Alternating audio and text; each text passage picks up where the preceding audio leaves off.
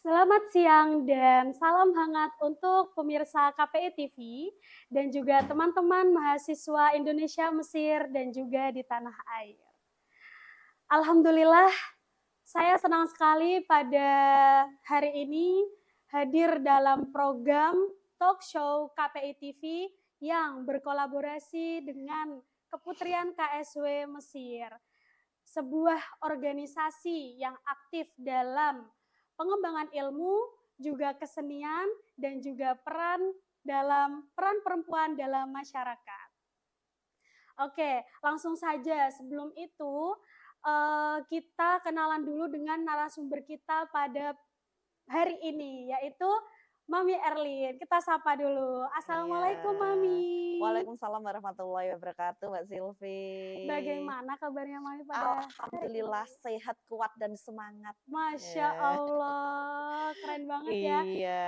Nah, teman-teman, sebelum kita masuk ke materi inti kita pada hari ini, aku mau ngenalin nih ke teman-teman, gimana sih profil Mami kita hari ini atau narasumber kita hari ini, Iya. karena ada pepatah bilang, tak kenal maka tak sayang. Oke, Iya. aku bacakan sekarang. Jadi, beliau adalah, nama lengkapnya adalah Dwi Erlin Effendi, SPD, MPD, seorang dosen dan juga motivator yang telah menjadi dosen selama belasan tahun di Fakultas Ekonomi dan Bisnis Unisnu Jepara. Nah, sekarang beliau ini sedang merambah jejaknya menjadi seorang motivator. Begitupun hal tersebut menjadikan beliau sangat aktif di sosial media dan beberapa konten yang beliau angkat adalah dengan topik motivasi belajar, parenting, dan lain sebagainya. Oke, tapi nggak jauh dari itu, pendidikan formalnya Mami Erlin itu dulu seorang magister pendidikan bahasa Inggris dari Universitas Negeri Semarang. Nah, ada beberapa bidang keahlian beliau nih, tapi karena saking banyaknya mungkin aku sebutin beberapa aja ya. Pertama, beliau adalah English teaching, digital marketing, public speaking, motivator, speaker, dan tersertifikasi trainer instruktur BNSP Republik Indonesia. Gitu teman-teman. Tepuk tangan dulu Iya. dong buat Mami. Terima kasih. Oke, nggak lama-lama kita akan langsung masuk ke acara inti kita pada hari ini dengan Iya. judul tema kita adalah menjadi ibu hebat di era digital antara peran, cinta, dan bagaimana kita menjaga mental health di era ini. Iya. Oke, Oke, terima Mami. kasih Mbak Silvi yang luar biasa. Masya Allah Mbak Masya Silvi. Allah, Mami yang lebih luar biasa Iya, dong. temanya ini barengan ya Mbak Silvi ya? Borongan, Mami. Barengan satu. Pokoknya ada parenting, ada mental health, ada Pranikah, pranikah, wes semacam borongan nih. betul. Begitu Mbak Silvi bilang, Mami nanti temanya begini, borongan ta?" Saya bilang begitu. Iya, terima kasih Mbak Silvi atas, telah memperkenalkan saya, ya Allah terlalu ini ya Keren banget, Mami. memperkenalkannya. Ini bukan siapa-siapa loh. Sangat menginspirasi dan Nah, memotivasi kita untuk selalu amin. semangat belajar ke Iya, depannya gitu. amin amin. Nah, iya. Teman-teman, perkenalkan saya itu biasanya memang dipanggil Mam Erlin atau Mami Erlin gitu ya, familiar-nya begitu. Sebelum kita masuk ke materi, saya ingin bercerita sedikit bahwa, Mam Erlin ini punya 4 anak, punya 4 anak Mbak Sylvia. Anak yang pertama itu cewek, yang kedua cowok, ketiga cowok, keempat cewek. Nah, saya mau cerita sedikit tentang anak saya ini biar teman-teman itu ngerti. Oh, ternyata memiliki anak parenting itu seperti itu ya. Kita harus bagaimana. Nah, itu nanti hikmahnya itu ada di belakang. Nah, keempat anak saya ini berbeda-beda teman-teman Mbak Julia. Keempat anak saya berbeda. Yang pertama itu namanya Kak Bubu, ini kelas 2 SMA. Kelas 2 SMA. Dia ini tim olimpiade macam-macam, matematika, IPA. Kemarin juga olimpiade fisika, kemarin debat Oh, nasional, sampai bermain musikalisasi puisi, bermain piano sama puisi itu juga juara 1 nasional. Masya Ya, juga Allah. English speech itu juga bisa. dari kecil itu dia sudah memenangkan beberapa kompetisi foto bayi, kemudian waktu TK itu sampai ke provinsi dance, ya traditional dance dan lain sebagainya. Ini kira-kira keren nggak, Mbak? Itu keren banget, Keren Mami. banget ya. Dari kecil sudah Heeh, tumbuh dengan kelas 2 SMA ya. iya. Tapi Mbak Silvi, dia itu kalau ketemu orang itu nggak bisa senyum. Oh. Nggak bisa senyum. Gini. Kalau ketemu orang ya udah gini, lewat ya gini aja. Apaan sih? Oh, Gitu. Nah, bagus enggak? kurang sih Kurang menurutku. ya. Iya, karena dia memang sosial skill-nya kurang. Sosial Oh. skill-nya kurang. Kinestetiknya oke di tari. Kemudian musikal skill-nya oke di musikalisasi puisi itu tadi. Akademik skill-nya oke Oke. ya. Tapi dia sosial skill-nya Skill-nya sangat kurang. kurang. Itu tidak bagus. Kira-kira menjadi seorang ibu berpikir nggak gimana sih cara meningkatkan sosial skill-nya? Iya. Berpikir dong, ya toh. Nah, sekarang dia kelas 2 SMA ini tak challenge. Kamu harus ikut nyalon jadi ketua OSIS. Tak challenge itu. Wah, setiap pulang sekolah nangis Mbak Silvi dia. Oh. Nangis meraung-raung setiap pulang sekolah nangis, pulang sekolah nangis. SMA itu kan pulangnya kan 3:30 ya. Itu dia nangis terus. Kenapa? Karena baterai sosialnya habis. Setelah ketemu banyak orang, setelah ikut banyak kegiatan, baterai sosialnya habis. Dia nangis terus. Nah, sebagai orang tua, bagaimana sikap kita? Apakah menghentikan? Ya sudah nggak usah gitu. Oh no, nggak bisa, nggak bisa, nggak bisa. Harus tetap dilanjut dengan apa? Dengan penguatan-penguatan yang diberikan. Ya, penguatan yang diberikan kepada dia dengan memeluknya, nah, dan mensupportnya. Dan insya Allah bulan November ini nanti maju ke pemilihan ketua OSIS. OSIS. Itu challenge banget karena Good dia luck. iya sosial skillnya sangat kurang. Sama gurunya aja galak banget. Waduh. Iya, galak banget katanya nggak Tapi semana gitu. Tapi Mi, biasanya kan Mami setuju nggak sama statement kayak gini? Kayak setiap orang itu pasti ada lebih dan kurangnya. Iya betul Kayak gitu. sekali, Nah, itu gimana betul. tuh, Mi? Iya, nah ini cerita pada anak kedua. Nah anak Oh. kedua saya itu namanya Mas Bibi, ini kelas 3 SMP. Itu dia anak spesial, anak berkebutuhan khusus. Tahu ya? Anak berkebutuhan khusus yang mungkin kalau di orang awam itu bocah kok sarape pedot.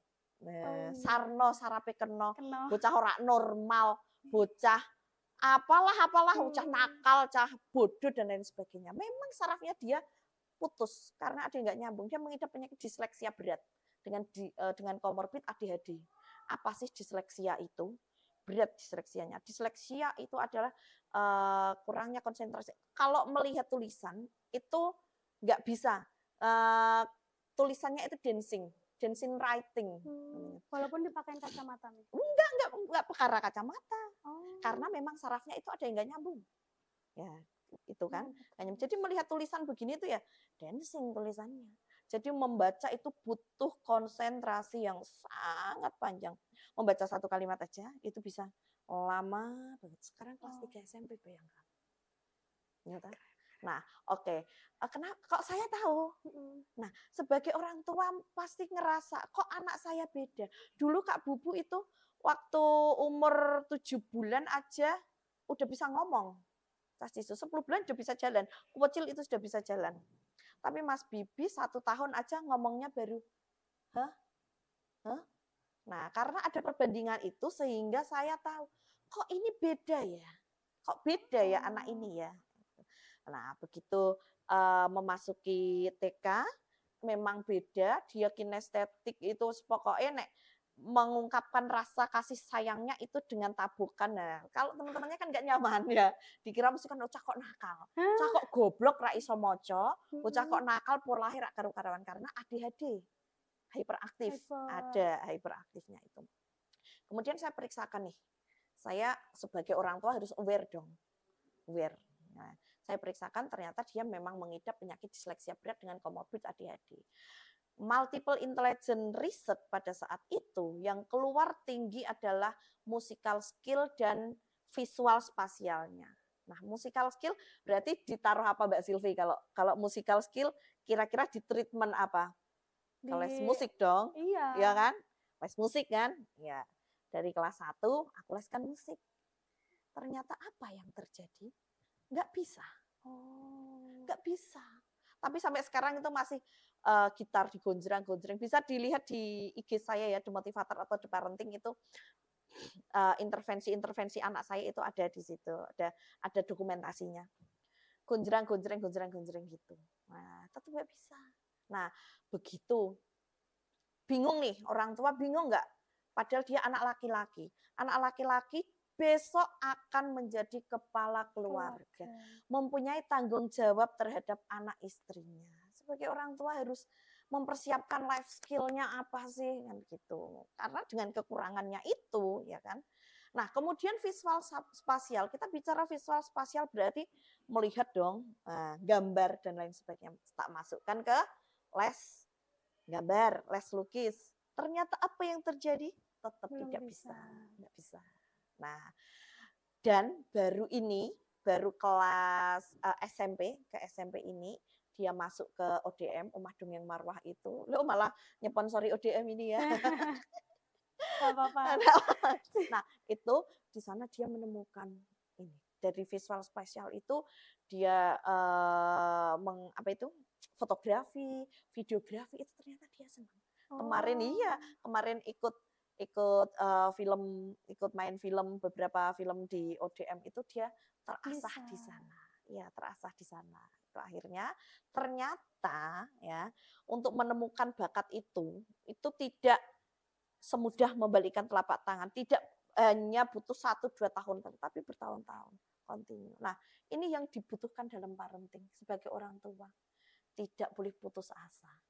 Harus selalu konsisten. Ini yang kedua. Nah, yang ketiga, Mas Baba. Mas Baba ini kelas 1 SMP. Dia juga anak spesial. Anak berkebutuhan khusus juga, teman-teman. Anak berkebutuhan khusus. Dia mengidap penyakit disleksia ringan tapi dengan comorbid distraction. Apa itu distraction? Distraction itu pokoknya nek lagi belajar ya ke distract, gagal fokus. Loh, berarti aku juga dong, Mi. Jangan-jangan begitu. Nah, iya itu kayak harus periksa nih harus abis ini. periksa. Loh, ternyata teman-teman disleksia itu juga keturunan. Saya juga disleksia ternyata. Dari mengintervensi anak saya, terus kemudian saya periksakan ke sana kemarin, ternyata keturunan gen. Saya disleksia. Saya itu visual spasialnya kacau, nggak bisa gambar. Ternyata begitu. Kalau jalan itu pasti nggak bisa melihat, terus kesasar terus. Yang mengenal saya udah lama pasti ngerti, aku kurang ngerti jalan, kesasar terus. Nah, kita kembali ke Mas Baba. Itu distraction. Nah, misalnya begini, dia itu multiple intelligence risetnya, waktu di riset kecerdasan apa sih yang dia miliki, itu logika matematikanya sangat rendah sekali.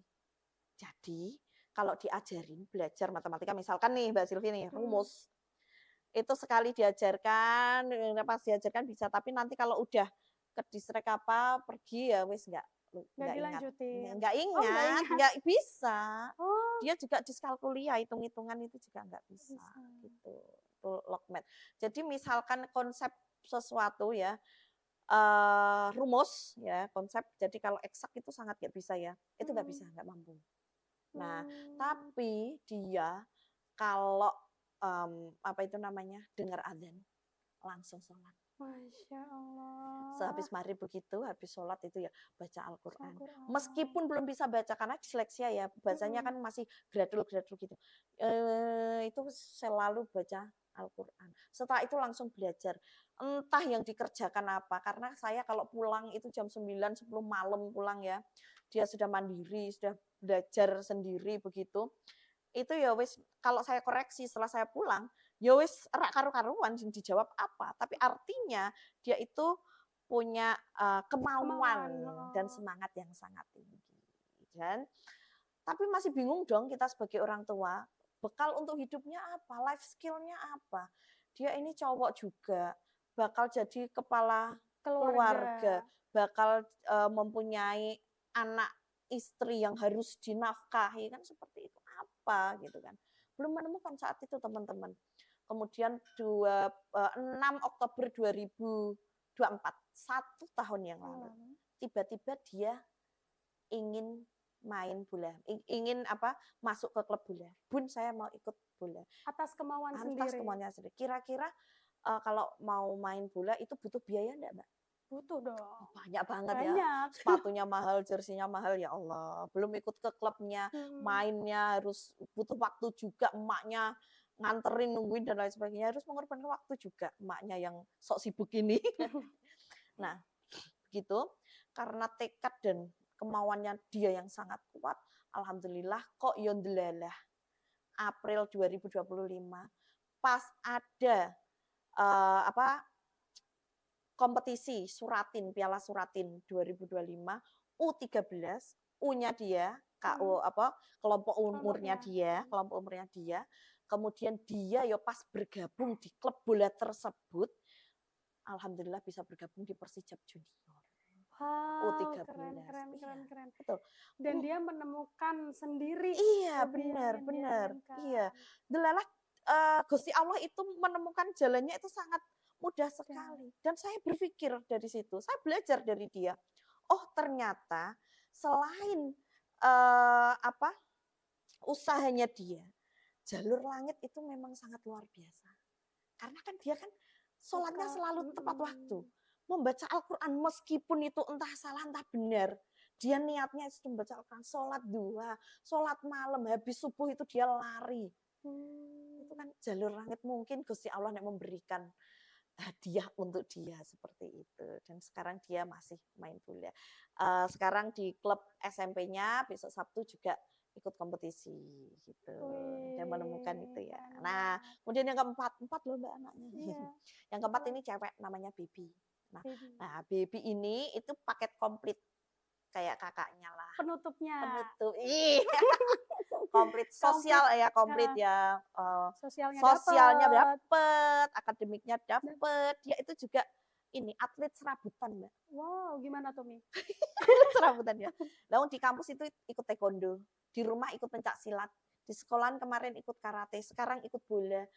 Di kampung kemudian ikut futsal, atlet serabutan. Lah kok iya, kemarin dia lomba nyanyi lagu rohani, lah kok iya dapat juara 3. Wih. Jadi hoki serabutan. Nah, dari cerita saya ini ya teman-teman, jadi bisa diambil kesimpulan bahwa sebelum kita menikah kita memang butuh mempersiapkan mental yang paling penting. Belajar, saya yakin teman-teman yang ada di Mesir sana belajarnya itu kan banyak ya, wah sungguh banyak baca-baca parenting, ilmu parenting dan lain sebagainya. Tapi teman-teman, ilmu parenting itu tidak serta-merta bisa diterapkan dalam kehidupan kita. Karena culture-nya itu sangat beda. Nah mungkin kalau di luar negeri sana itu banyak ilmu psikologi itu kan yang disadur dari buku-buku luar negeri. Mungkin dari luar negeri sana anak dibilangin nggak boleh gitu, udah mentalnya udah down, udah sangat sedih sekali, udah tersakiti dan sebagainya. Kalau di sini pernah tak terapkan Mbak Silvi, tak terapkan pada anak-anak saya. Aku tidak ngomong jangan tidak boleh. Pernah tak terapkan. Yang terjadi apa? Anakku malah kena peso, malah jatuh dan lain sebagainya. Larangan adalah iya, karena kita mau bukan begitu. Kita mau mencari kata gantinya, belum selesai mencari kata ganti, anaknya sudah kejungkel. Iya benar. Nah, gitu. Nah, kira-kira kalau apalagi seorang ibu ya. Ibu apalagi masih bekerja gitu ya. Nah, ini gimana sih cara menjaga mental kita? Nah, ini yang perlu kita bahas. Yang perlu kita jaga juga ada kewarasan diri.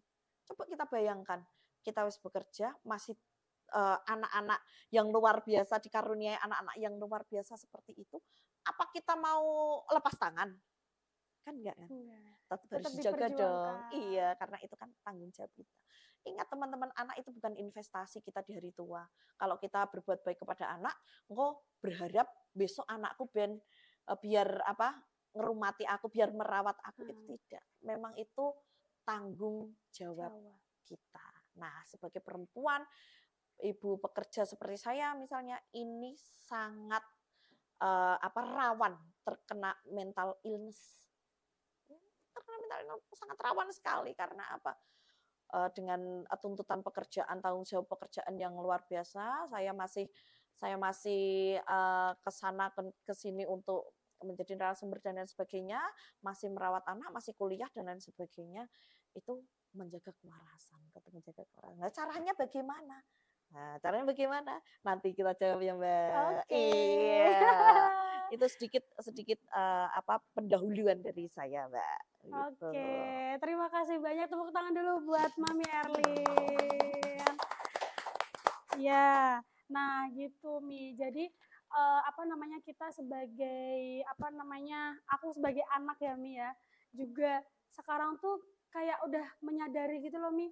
Gimana sih kayak nanti preparationnya sebelum menikah tuh apa yang harus kita persiapkan. Terus juga ketika nanti kita mau mengurus anak itu apa aja sih yang kita butuhkan gitu kan Mi. Iya, Kayak kan pasti ada sesuatu hal-hal yang di luar kendali kita. Nah, betul bagaimana tuh. kita mengendalikannya. Iya. Nah, tapi sebelum itu Mi, kita masuk ke pertanyaan-pertanyaan yang dari kemarin udah kita susun dan kayak kira-kira ini cocok nih buat teman-teman di rumah gitu, Oke. teman-teman di luar, teman-teman di Mesir, begitupun di tanah air. Nah, untuk di segmen pertama ini kita mau membahas soal pranikah Iya, gitu. heeh. Nah, di pertanyaan pertama ini aku mau menanyakan nih Mi. Iya, Jadi menurut Mami, mhm. apa saja hal yang paling penting dan yang perlu dipersiapkan seorang perempuan sebelum memasuki pernikahan agar mampu menjadi istri sekaligus calon ibu yang baik? Oke, Gitu. iya. Karena yang kita tahu kan gini ya Mi, kayak kita udah kayak udah kok aku udah oke banget gitu. Heeh Jadi heeh. calon ibu nih udah oke, aku Mhm. nikah aja deh gitu. Tapi secara realitanya ketika kita nanti udah menikah, ternyata ini nih Nggak nggak sesuai. expect. Nah, itu gimana nih Mi kira-kira? Mungkin based Iya on iya iya iya. experience Experience, atau iya insight-insight baru iya, buat betul, kita. iya, heeh. Bener bener. Memang, realita itu tidak sesuai ekspektasi itu banyak sekali Banyak. ya, Mbak Sylvia. Kita ekspektasinya menikah itu akan bahagia, kemudian sudah tidak punya tanggung jawab sebagai perempuan gitu. Nah, justru ini adalah awal. Oh, Karena, pernikahan itu bukan hanya menyatukan 2 orang. Ya, 2 orang saja dan bukan 2 keluarga saja, tapi apa, 2 visi, 2 latar belakang yang berbeda, 2 tujuan 2 orang yang berbeda. Ini harus dipersatukan, kira-kira sulit nggak sih? Kan sulit. gitu. Nah, butuh adanya apa? Kan seperti itu ya. Karena, itu menikah itu perlu menyiapkan hal-hal yang utama. Yang pertama adalah kematangan diri. Hmm. Nah, kita mau nikah nih, harus ngerti diri kita itu pengennya apa? Visi dari pernikahan kita itu apa? Nah, ya itu yang paling penting. Makna dari pernikahan sendiri itu apa? Itu yang perlu dimengerti yang pertama kali, Mbak Sylvia. Nah, Hmm. sudah ngerti belum, Mbak? Udah dong Mi. Eh, Nah, kita mau lanjut ke pertanyaan nah, kedua.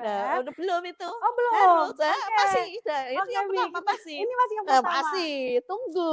Sangat Seru banyak. ini. Nah, Oke. yang kedua, perlu mengerti kecerdasan digital, Mbak. Biar nggak We ketinggalan know, ya, zaman. we know ini adalah era digital. Kita Iya. nggak mungkin dong lepas dari gadget, lepas dari sosial media itu nggak mungkin. Tapi kita harus bijak-bijaknya dalam menyaring informasi. Dalam berliterasi digital itu kita harus bijak sekali. Memilah-milih mana konten yang bermanfaat untuk kita, mana konten yang merusak. Merusak itu contohnya apa sih? Kita selalu membanding-bandingkan diri kita pada konten tersebut. Oh. Misalnya di situ ada konten 2 spouse ya, sepasang suami istri yang sangat bahagia, suaminya act of service ya, suaminya romantis begitu. Sedangkan pada kenyataannya yang kita lihat, loh suamiku kok ternyata orangnya Enggak. cuek. Itu merusak loh. Merusak diri itu, merusak pikiran, merusak diri juga. Maka dari itu, teman-teman harus cerdas dalam literasi digital.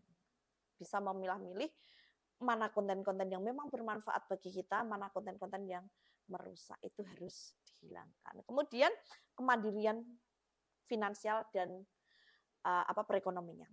Nah, mandiri itu bukan berarti kita harus kerja di luaran begitu, tidak ya. Tidak harus kita harus bermewah-mewah, harus cukup. Kita ngomongin kecukupan finansial itu kan setiap orang kan rate-nya itu kan berbeda-beda. Tapi apa?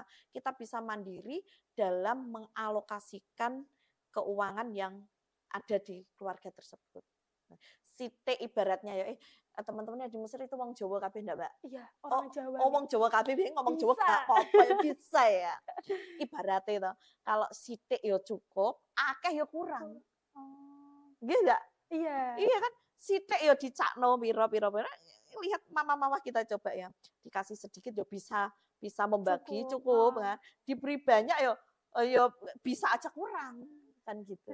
Nah, Benar. ini yang disebut kemandirian finansial Finansial. seorang ibu. Nah, tidak harus kita harus bekerja di luaran, kita punya kerjaan sendiri enggak, tapi bagaimana kita mencukupkan keuangan tersebut. Itu, Mbak. Penting itu sebelum Wah, pranikah. keren banget. Berarti ada 3 poin ya teman-teman ya Iya, tadi. Oke, betul. nah ini kita masuk ke pertanyaan kedua, yaitu kadang Mami, di Iya. fase ini kita juga muncul rasa takut dan insecure, ya Oh. kan? Nah, takut gagal, takut nggak siap. Gimana sih nih caranya menumbuhkan rasa percaya diri dan keyakinan diri dalam menghadapi fase pranikah? Kayak gitu. Iya, rasa takut itu wajar ya, Mbak. Takut itu wajar, setiap orang itu boleh takut kok, boleh sedih, boleh nangis itu boleh. Boleh. Tapi yang nggak wajar itu rasa takut terus kemudian kita berhenti. Oh. Nah, kalau kita diberi rasa takut, rasa insecure itu berarti kita benar-benar mempersiapkan itu dengan baik. Misalkan nih, Mbak Silvi sebagai misalkan disuruh jadi narasumber di sebuah acara. Mbak Silvi udah nggak punya rasa takut. Terus nggak ada grogi sama sekali. Artinya berarti Mbak Silvi itu masih stuck di situ. Oh. Masih stuck di situ. Belum naik level. Tapi kalau habis mengisi acara disuruh mengisi acara di sebuah acara, Mbak Silvinya ndredeg, takut, gimana ya nanti kepikiran dan nah itu yang benar-benar naik level.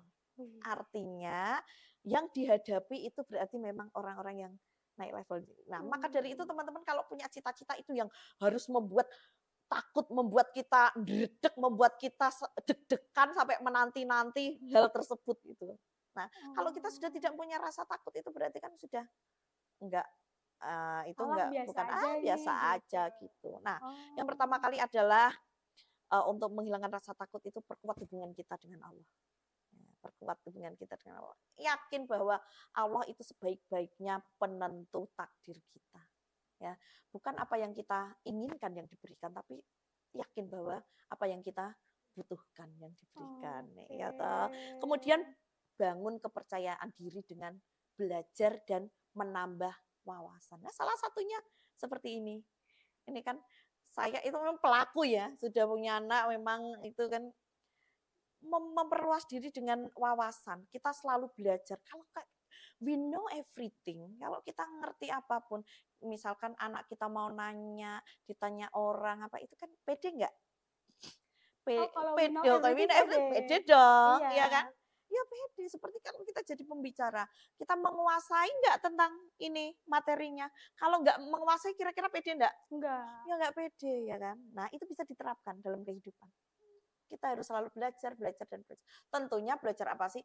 Belajar yang berkaitan lah dengan kita, dengan yang bersinggungan dengan lingkungan kita, dengan kehidupan sosial kita. Kan setiap orang kan punya goals masing-masing, tujuan masing-masing. Gitu Mbak Silvi. Insya Allah kalau kita selalu belajar, berwawasan luas, itu rasa insecure itu berangsur-angsur akan memudar. Wah, menarik sekali nih Iya, Mami. Oke, betul. sekarang kita lanjut ke segmen yang kedua, yaitu tentang parenting. Parenting, ya. Tentang parenting ini kita juga ada 2 pertanyaan juga ya Iya. Mami ya di sini. Nah, di zaman yang serba digital ini banyak anak-anak yang sudah terbiasa dengan gadget sejak kecil.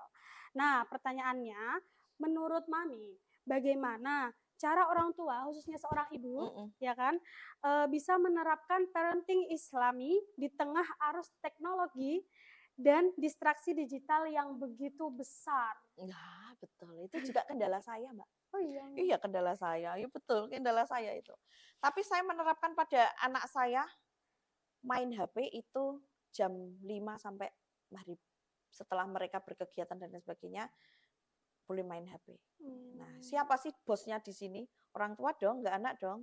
Nah, kita sebagai orang tua itu harus bisa mengendalikan mereka. Ya, nah dengan apa? Tidak hanya disuruh-suruh aja, tapi emaknya main HP. Ya, tapi berarti Iya, apa? memberikan Learning by doing. contoh. Iya, memberikan contoh. Contoh nyata, real. Karena anak itu lebih bisa menerima apa yang dia visualkan, apa yang dia lihat, daripada hanya perintah. Contoh nyatanya, ketika kita di rumah scrolling sosmed aja, kira-kira anaknya ngikut nggak sih? Yang ikut. Yang ikut.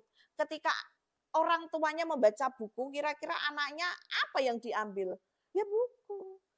Ketika kita beribadah, sholat, kita hanya, Mas, Dek, sholat. Hanya perintah-perintah aja, mereka ngikut nggak? Tapi kalau kita ngambil wudhu, kemudian sholat, anaknya ngikut sendiri. Berarti orang tua di sini adalah sebagai role model anak-anak. Jadi anak terlihat kok Mbak, anaknya ini seperti apa, anak sukanya teriak-teriak, ya berarti kalau di rumah suka diteriakin, seperti anak saya. Nah, suara saya banter sekali. Saya aslinya Jawa Timur ya. Oh Jawa iya, Timur. Iya, Jawa Timur. Jadi ngomongnya banter pol ya. Banter banget. Jadi ya anak saya nggak ada yang bersuara soft spoken, Mbak, nggak ada. Suaranya banter semua. Terus kayak ngene iki banter ra umum. Ya gitu. Kalau di rumah orang tuanya sering memberi kasih sayang, lemah lembut, sering memeluk, ya, sering memberi apresiasi kepada dia, sering mengucapkan maaf, tolong, terima kasih, menerapkan itu dalam kehidupan sehari-hari. Insya Allah anak itu akan menirunya. Nah, jadi calon-calon ibu nih, meskipun nanti, lah Mam saya kan mau jadi wanita karir, ya. Kan nggak bisa full time housewife gitu di rumah. Piye anakku, piye anakku ngajari. Nggak apa-apa, nggak masalah ya teman-teman, nggak apa-apa, nggak masalah. Nah, yang penting apa? Kalau memang kuantitasnya kita tidak terpenuhi dengan anak-anak, kualitasnya itu yang harus ditingkatkan. Nah, kualitas itu apa sih? Ya udah kalau udah sampai rumah yuk sama anak. Jangan wis ijek kerjaan, ijek HP-nan. Nah, itu jangan. Nah, ya kan? Benar-benar kualitasnya. Nah, quality time sama iya, anak-anak itu. betul. Nah, kalau quality time saya bersama anak-anak itu setiap pagi itu saya menyiapkan bekal, sarapan buat mereka dengan tangan saya sendiri. Tuh. Oh gitu. Tuh, jadi Okay. jangan lupa bangun komunikasi dari hati ke hati. Komunikasi itu apa sih, Mbak? Komunikasi itu ya kita ngobrol, aku sama Mami ngobrolin komunikasi. Komunikasi ya? Iya. Kau muni aku kasih, nek nggak muni nggak dikasih. Oh my god. Boleh. Bisa nggak? Kau muni Masuk nggak? masuk. Komunikasi. Bangun komunikasi dari hati ke hati dengan anak. Jangan hanya ngejudge, dengarkan mereka. Kita sedih nggak sih sebagai anak dulu misalkan ya? Dulu saya maksudnya dulu. Sekarang Aku masih jenengan juga. masih kan jenengan semua ini, jenengan semua misalkan ngomong sama ibunya. Durung-durung, lah wong kowe wae koyo ngono kok ngono. Lho kok iso ngono? Udah dipotong duluan, dijudge duluan. Kira-kira males nggak mau ngomong? Males kan? Tapi kalau kita menjadi pendengar yang baik, saya kalau sama anak saya suka nggak suka mau marah itu saya redam dulu. Tak dengarkan sampai selesai. Jadi anak saya itu selalu cerita apapun dengan saya. Sampai suka orang yang kecil itu 5 tahun itu sudah suka lawan jenis. Baby itu suka doang bun katanya. Ya baby kalau nontonnya maaf ya. Gimana nih baby? itu pun cerita gitu loh. Karena saya membiasakan untuk komunikasi dari ke hati. Jadi dia terbuka gitu ya. Terbuka ya.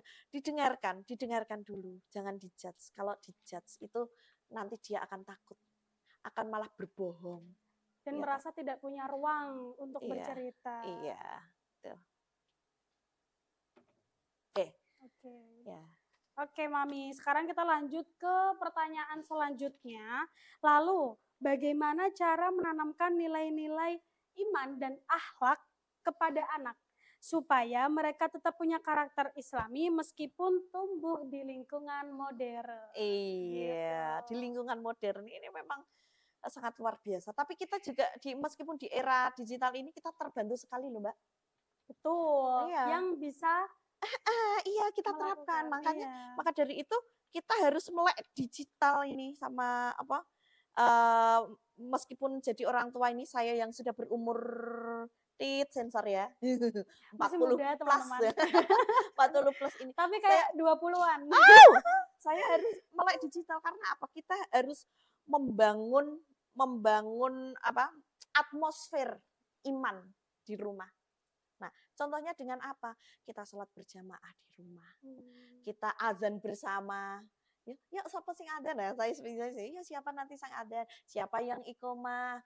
Kita bangun ngaji bareng setiap habis maghrib itu sebelum belajar memang mereka ngaji. Meskipun misalkan saya masih di kampus, saya masih di luar kota itu setiap habis maghrib memang mereka sudah terjalin Terbiasa. seperti itu. Apalagi ada eyangnya di rumah itu yang sering ngopiai untuk berjamaah dan lain sebagainya. Nah, yang kedua kita eh, apa berikan tauladan. Bisa dengan cerita-cerita Nabi Muhammad. Nah, biasanya di era maka dari itu kenapa kok di era digital ini kita sebagai orang tua malah dipermudah karena banyak sekali konten-konten untuk mendekatkan iman kita kepada Allah dalam versi anak-anak itu banyak sekali. Iya, Mbak Silvi. Jadi misalkan kita bisa membelikan buku-buku Islami itu keteladanan Nabi Muhammad itu diberikan pada anak, kemudian memberikan apa itu namanya? Film-film Nabi itu biasanya ya, cerita Nabi itu banyak sekali di situ. Dan yang terakhir adalah konsistensi orang tua. Harus konsisten. Istiqomah. Istiqomah itu yang sangat susah. Karena apa? Akhlak itu bukan diajarkan, tapi ditularkan. Ditularkan. Jadi orang lagi-lagi saya sampaikan orang tua ini adalah role model bagi mereka. Nah, ya orang tuanya apa? Ya orang tua ini cerminan.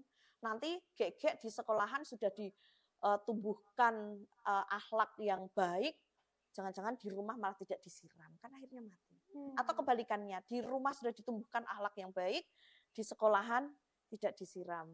Nah, ini harus ada kolaborasi yang penting ini antara orang tua dan sekolah. Maka dari itu, teman-teman besok kalau punya anak itu selektif dalam memilih sekolah. Kira-kira sekolah mana sih yang bisa menumbuhkan budi pekertinya, akhlaknya dengan baik.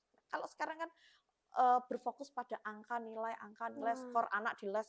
Anak saya nggak pernah les, Mbak. Lesnya ya les musik, les bola, dan lain sebagainya. Karena apa?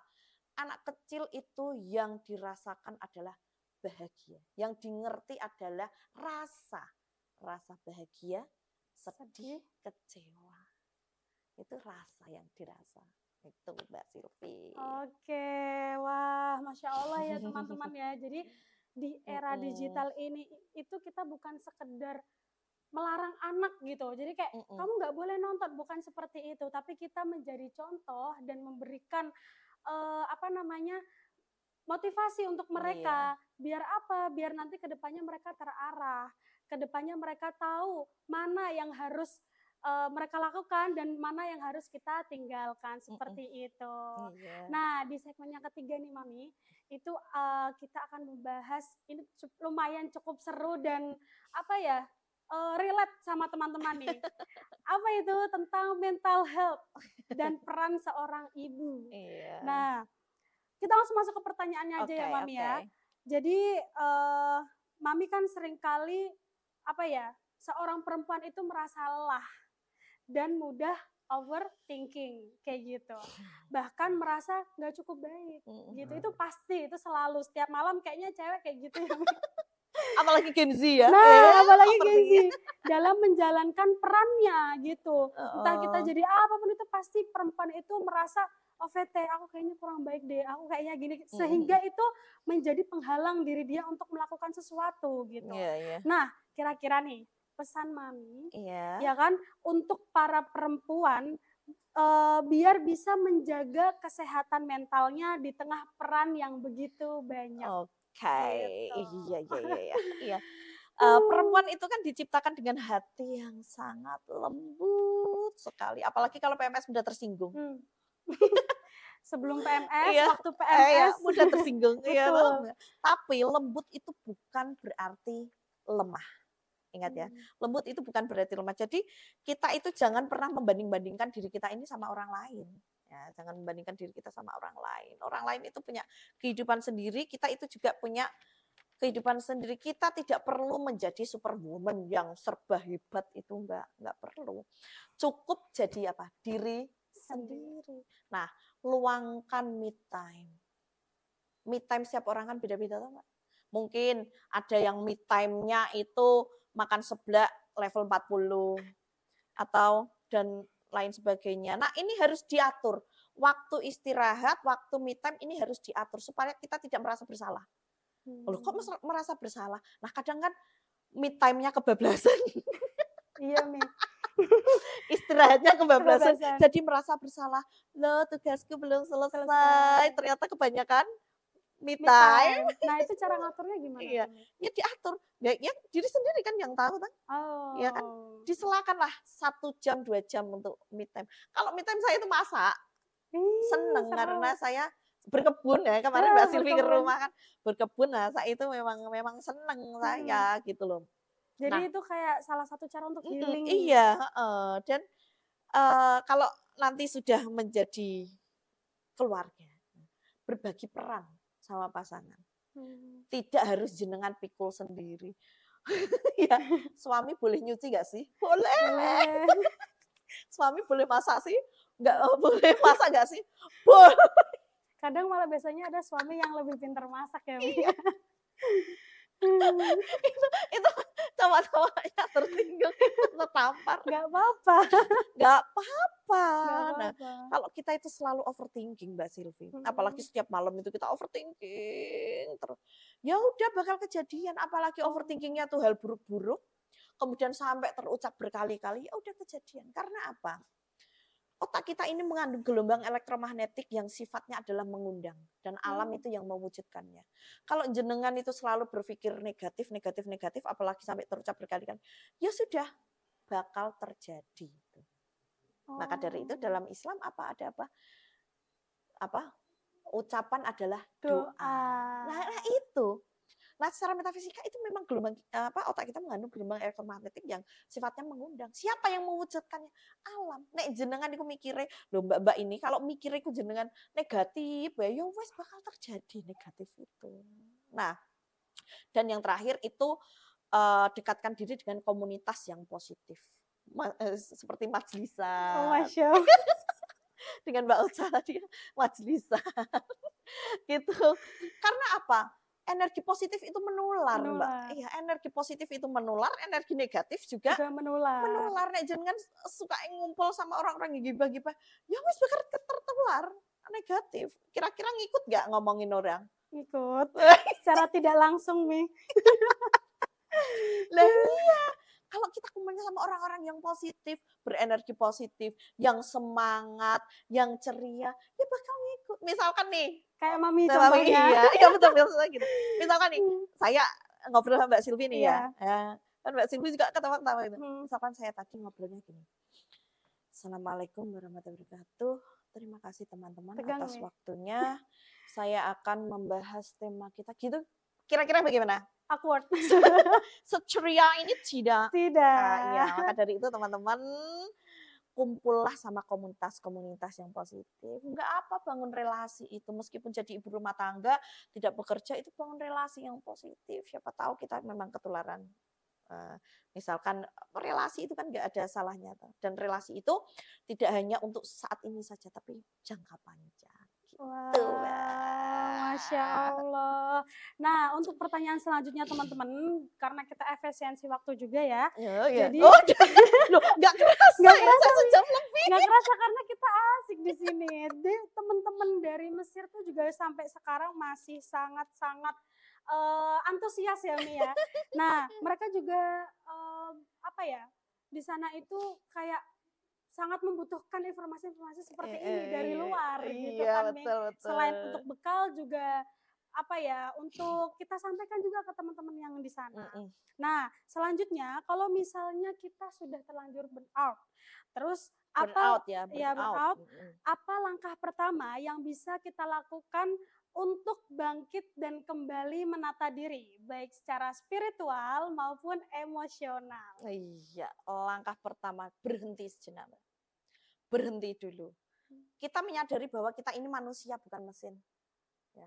Harus sudah burnout, sudah putek, jublek, stop dulu. Ya, stop dulu. Mungkin kalau kemarin lari ya agak jalan sedikit. Kalau kemarin jalan ya agak hanya gerak-gerak nggak apa-apa. Ya. Yang penting kita masih dalam batas kewarasan, kewajaran dan kewarasan. Nah, yang perlu ditekankan ini kita harus beristighfar, beristighfar dan kembali mengatur nafas. Tarik nafas. Hentikan sejenak, baru melangkah lagi. Baru melangkah. Kita sadar ini bahwa kita ini manusia. Kalau kita sudah di tahap burnout, di tahap sudah tidak bisa berpikir lagi, sudah tidak bisa jalan lagi, sudah berhenti dulu.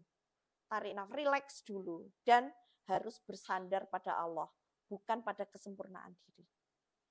Kita ini manusia kan tidak yang paling sempurna, ada manusia yang sempurna ya kan. Pasti ada plus minusnya ya kan, ada plus minusnya. Seperti anak-anak saya tadi. Nah, siapa yang ngatur itu semua? Yang mengatur semua adalah Allah. Kita pasrahkan. Gusti Allah, wis aku pakai pasrah iki kepiye jalan uripku. Nah, kan kalau kita sudah di tahap berpasrah itu kan ini ya,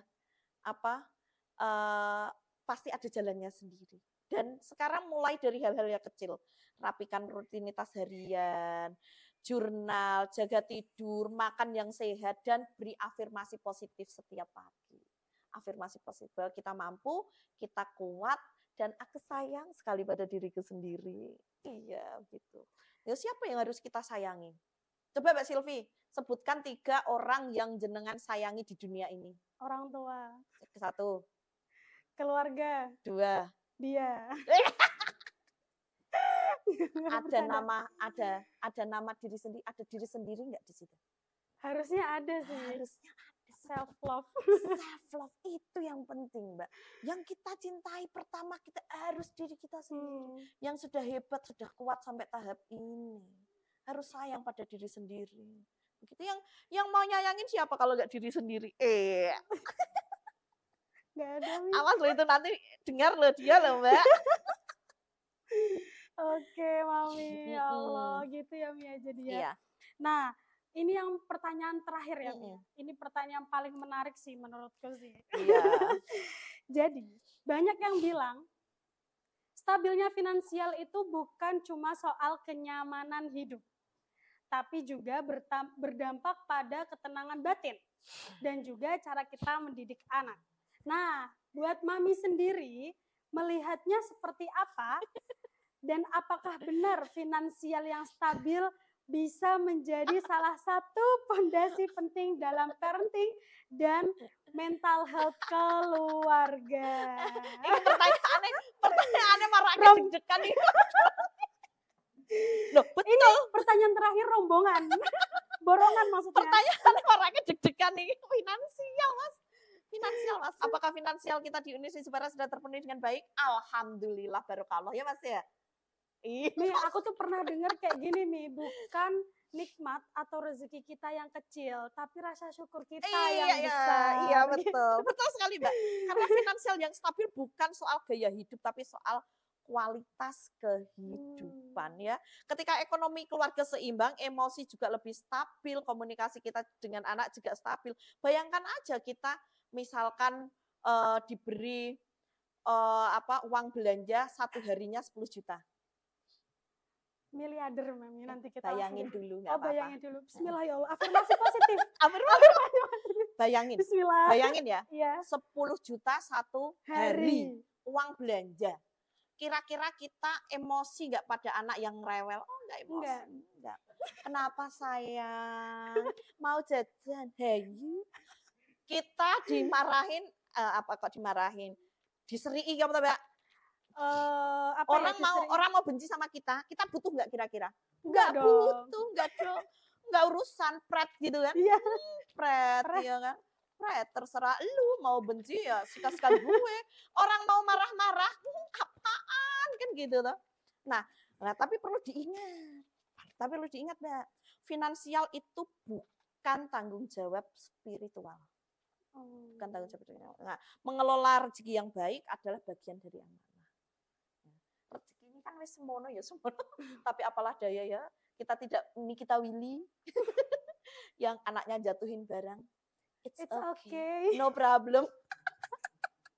Saya udah bisa. Maaf ya, bubu bibi Gim baba baby, maaf. gimana? Nah, nah, nah, nah. Parenting VOC ya, Oh, Bu? VOC tetap. Awas gue. Oke. Dan ketenangan bukan datang dari banyaknya uang, tapi berkahnya uang. Uang itu berkah nggak sih? Nah, kalau kita merasa kurang, ya kurang terus, Mbak. Kurang terus. Tapi kan dengan finansial yang seperti itu, kita harus bisa mencukupkan, memilah-milih mana kebutuhan dan mana keinginan. Harus bisa membedakan itu. Dan libatkan anak dalam literasi finansial. Itu sangat penting. Literasi finansial. Misalkan ini, anak SD. Anak SD itu masih susah ya kalau diberikan keuangan satu minggu itu masih susah. Kalau pengalaman saya ya, itu masih susah, belum bisa. Terus dikasih saya ketemu sedino yang teh gitu, baby gitu ya. Tapi mulai SMP, anak saya sudah tak ini kan. Misalnya SMP nih ya, Mas Bibi, Mas Baba itu kan SMP, tingkat SMP. Satu minggu saya kasih ini, silahkan. Dikelola. Ya, pokoknya cukup nggak cukup ini. Kamu pengen beli apa, ya udah sisakan dari tabungan itu. Ya, dengan mengajarkan literasi keuangan anak sejak dini, jadi mereka itu mengerti, oh keadaan keuangan keluarga itu seperti apa sih. Kita bukan mengikutkan mereka untuk mikir keuangan kita sebagai orang tua, itu tidak. Ya, tapi kan kadang ada orang tua yang mengeluh, ya Allah, itu nggak boleh. Ya, mengeluh finansial di depan anak itu nggak boleh ya teman-teman. Karena mereka akan berpikir, oh orang tuaku tidak mampu. Oh aku harus mengurungkan keinginanku, cita-citaku, menghentikan cita-cita karena orang tuaku nggak mampu. Gitu. Ngajarin literasi keuangan anak itu bukan kita sharing keuangan keluarga, itu tidak. Tapi apa, ngajarin dia mencukupkan uangnya itu dan bisa mandiri dalam mengelola keuangan tersebut. Dan lagi-lagi anak itu bukan tempat sharing kita dalam hal kekurangan atau keuangan keluarga. Itu tidak. Kalau anak yang suka diceritain tentang kondisi keuangan keluarga, itu nanti jadi anak yang minderan, insecure, tidak berani bercita-cita tinggi. Jadi perlakukanlah anak kita itu seperti bayi yang selalu meluap-luap kasih sayang kita kepada dia. Gitu Oh Mbak Silvi. gitu, Masya Allah. Nah, Iya, kayaknya ya ini kita, sejam ya iya, lebih. tapi aman, kita oke banget. Heeh. Nah, ini kita udah di penghujung acara nih teman-teman, sedih Iya. dong. Nah, Masya Allah luar biasa sekali teman-teman, banyak banget insight baru dan juga ilmu, juga pengalaman yang Mami Erlin berikan. Iya. Terima kasih banyak Mami Dengan atas senang waktu, hati. ilmu dan juga inspirasinya pada Iya. siang hari ini. Semoga ilmunya bermanfaat Amin, dan amin, juga amin, berkah amin. selalu untuk kita semua. Amin. Karena Betul. tujuan kita adalah berbagi ilmu di sini ya Mia, dan Iya, juga bermanfaat untuk orang lain kayak gitu. betul. Dan terima kasih juga untuk teman-teman KPI TV, tim KPI TV dan pemirsa KPI TV, pemirsa setia KPI TV yang sudah menonton. Dan juga terima kasih banyak kepada Keputrian KSW yang sudah menyimak dari awal sampai Sampai akhir. akhir ya. Sampai akhir Mami, Keputrian Alhamdulillah. KSW-nya di Google Meet, via Google Meet. Semoga ilmu yang kita dapatkan pada siang hari ini bermanfaat dan Amin. juga bisa kita salurkan dan bisa kita sebarluaskan di masyarakat nantinya. Amin, amin, amin. Ya Rabbal Alamin. Saya akhir kata, saya Sylvie Nur Aisyah. Maaf apabila ada kurang atau salah kata dari aku pamit undur diri. Hmm. And see you next time. Wassalamualaikum warahmatullahi wabarakatuh. Goodbye. Bye.